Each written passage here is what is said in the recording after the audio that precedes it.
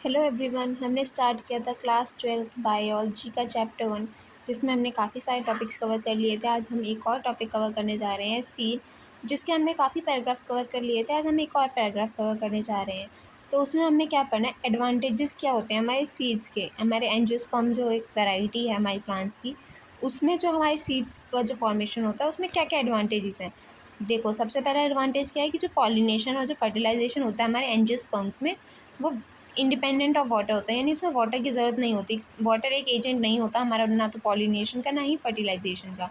तो ये एक एडवांटेज है। उसके अलावा इससे क्या है कि जो हमारा सीड का जो फॉर्मेशन है, इसकी वजह से क्या हो गया, वो डिपेंडेबल हो गया, यानी कि जब हमारे वाटर की अवेलेबिलिटी होगी तभी हमारा सीड फॉर्म होगा। उसके अलावा क्या है कि हमारे जो अडेप्टिव स्ट्रैटेजीज़ हैं डिस्पर्जल की, वो बहुत ज़्यादा है हमारे एंजियोस्पर्म्स में। यानी कि एंजियोस्पर्म्स में जब हमारा पॉलन ग्रेन रिलीज़ होता है, जब डिhiscence होता है हमारे एंथर का, तो वो बहुत अच्छे से डिस्पर्स हो जाता है, या फिर हमारे एजेंट्स के थ्रू वो इजीली डिस्पर्जल हो सकता है, जिसकी वजह से क्या होता है, वो अदर एरियाज़ में भी जाके कोलोनाइज़ करता है, यानी कि एक ग्रुप ऑफ अपनी जो स्पीसीज़ का जो एक ग्रुप है वो बनाता है और फर्दर रिप्रोड्यूस करेगा। अब इसके अलावा क्या है कि जो हमारे सीड है उसके अंदर एक सफिशिएंट होता है फूड रिज़र्व, जो कि जब हमारा सीड है वो फोटोसिंथेसिस नहीं कर सकता, तब तक हमारे सीडलिंग को वो न्यूट्रिशन प्रोवाइड करेगा। वो फूड रिज़र्व से हमारे सीडलिंग को न्यूट्रिशन मिलेगा।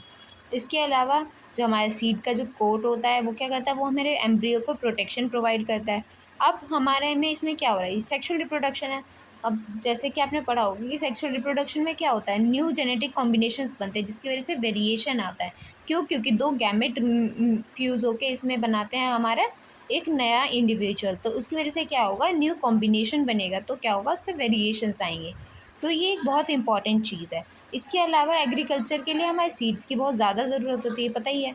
तो उसमें क्या होता है, हमारा जो डिहाइड्रेशन और जो हमारा डॉर्मेंसी है, वो इतनी ज़रूरी क्यों है, ताकि हम जो हमारे सीड्स हैं उसको स्टोर करके रख सकें, यानी कि पूरे एक साल हम उसको फूड की तरह खा सकें, और जब हमें ज़रूरत पड़े तब हम उसको रेज़ करके उसको फर्टिलाइजेशन करवा के फर्दर आगे क्रॉप को प्रोड्यूस कर सकें।